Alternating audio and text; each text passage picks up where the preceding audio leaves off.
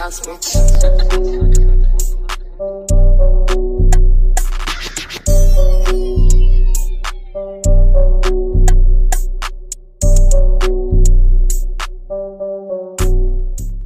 Korea Selatan lolos ke Piala Dunia 2022 di Qatar setelah menang 2-0 atas Suriah pada lanjutan kualifikasi Piala Dunia 2022 di Stadion Rashid. Korea Selatan jadi negara ke-14 yang melangkah ke putaran final Piala Dunia 2022 di luar Qatar sebagai tuan rumah. Kemenangan atas Suriah itu membuat Korea Selatan sebagai wakil kedua dari Asia yang ke Piala Dunia tahun ini setelah Iran. Menariknya, Korea Selatan dan Iran berasal dari grup yang sama, yakni grup A babak ketiga kualifikasi Piala Dunia. Iran lebih dahulu lolos ke Qatar usai menang 1-0 atas Irak pada 27 Januari. Poin penuh yang didapat tim asuhan Paulo Bento tersebut atas Suriah pada matchday ke-8 itu diraih berkat gol Kim Jin-soo menit 51 dan gol Kwang Chang-hon menit 71. Pada pertandingan lain, Jepang menjegal langkah Arab Saudi lolos ke Piala Dunia 2022 pada matchday ke-8. Bermain di Stadion Saitama, Jepang menang 2-0 atas Arab Saudi lewat gol Takumi Minamino menit ke-32 dan Junya Ito menit ke-50. 3 poinnya diraih atas Arab Saudi membuat Jepang mengoleksi 18 poin. Samurai Biru kini hanya berselisih 1 angka dari Arab Saudi yang memuncaki klasemen grup B. Kejutan juga terjadi di grup B setelah Vietnam meraih kemenangan pertama di babak ketiga kualifikasi Piala Dunia 2022 usai menang 3-1 atas Cina di Stadion Maidin. Dengan tambahan dari Korea Selatan, kini 15 tim memastikan lolos ke Piala Dunia 2022 termasuk tuan rumah Qatar. PSSI secara resmi mengumumkan daftar 29 pemain timnas U23 Indonesia untuk tampil di Piala AFF U23 tahun 2022. Skuad Garuda Muda akan dikumpulkan lebih dulu untuk menjalani pemusatan di Bali mulai awal Februari mendatang. Timnas U23 Indonesia dijadwalkan berlatih selama sepekan sebelum bertolak ke venue Piala AFF U23 pada 10 Februari 2022. Adapun Piala AFF U23 akan digelar di Kamboja pada 14-26 Februari tahun 2022. Timnas U23 Indonesia tergabung di grup B Piala AFF U23 bersama Myanmar, Laos, dan Malaysia. Pada Piala AFF U23 edisi ketiga ini, skuad Garuda Muda ditargetkan mempertahankan gelar juara. Timnas U23 merupakan kampiun Piala AFF U23 pada edisi sebelumnya, tepatnya musim 2019.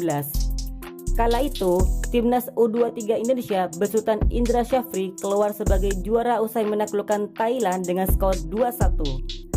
2 gol Timnas U23 Indonesia dicetak oleh Sani Rizky Fauzi dan Osvaldo Hai.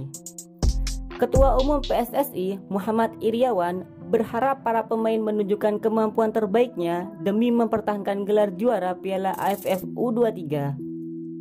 Kami berharap dengan persiapan yang baik, Timnas Indonesia dapat meraih juara Piala AFF U23. Dengan materi pemain yang dipanggil ini, serta selalu bekerja keras, disiplin dan fokus, PSSI yakin hal tersebut akan tercapai. Kami terus mendukung program pelatih Sintayong demi raihan prestasi Timnas Indonesia, ujar Muhammad Iriawan. Berikut ini 29 nama pemain untuk TC Timnas U23 yang digelar di Bali. Pemain keturunan Indonesia, Sandy Walsh tampaknya sudah tak sabar membela Timnas Indonesia. Dia pun melempar kode besar dengan menyerukan kalimat "Kita Garuda" usai membawa klubnya Kevin McClellan memenangi pertandingan. Sandy Walsh kembali menunjukkan kecintaannya kepada Indonesia. Hal itu dilakukan usai Kevin McClellan berhasil meraih kemenangan 2-1 atas Standard Liège dalam lanjutan Liga Belgia 2021-2022. Di laga tersebut, Standard Liège unggul terlebih dahulu melalui Mathieu Cavaro menit ke-44. Tetapi Kevin McClellan berhasil membalas 2 gol melalui Kerim Brabti menit 49 dan Nicolas Strom menit ke-90. Dalam pertandingan ini, Walsh tampil sejak awal pertandingan dan bermain hingga 90 menit. Seusai pertandingan, Sandy Walsh mengunggah di Twitter pribadinya. Pemain berusia 26 tahun itu menuliskan kembali ke jalur kemenangan dan kita Garuda. Unggahan tersebut menjadi isyarat kuat Sandy Walsh untuk bergabung ke timnas Indonesia. Ia sudah beberapa kali menyatakan keinginannya untuk bermain bersama skuad Garuda. Bersama Kevin McClellan, Sandy Walsh telah mencetak 2 gol dan 5 assist dari 22 penampilan di semua kompetisi. Media kenamaan Inggris, The Sun, menyanjung Egy Maulana Fikri sebagai penerus atau titisan dari mega bintang Argentina dan PSG, Lionel Messi.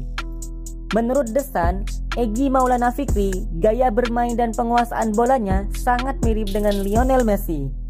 Tentu, ini menggambarkan bahwa nama Egy Maulana Fikri mulai dilirik oleh media-media luar. The Sun juga membeberkan prestasi Egy baik itu bersama klubnya maupun timnas Indonesia. Media kenamaan Inggris ini juga menyebut bahwa performa Egy semakin menjanjikan. Dia telah mencetak 15 gol dalam 16 pertandingan untuk Indonesia U19, menarik perhatian klub-klub besar di Eropa. Akhirnya, Egy memilih Lecia Gedang di mana ia juga tampil mengesankan dengan torehan 12 gol dalam 14 pertandingan di kasta keempat Liga Polandia. Saat ini, dia sudah mempunyai 6 caps untuk Indonesia dan kemudian pindah ke klub Slovakia FK Senica, tulis The Sun. Egy sendiri memang terus melanjutkan karirnya di sepak bola Eropa. Bahkan, dirinya saat ini bermain bareng Witan Sulaiman di FK Senica.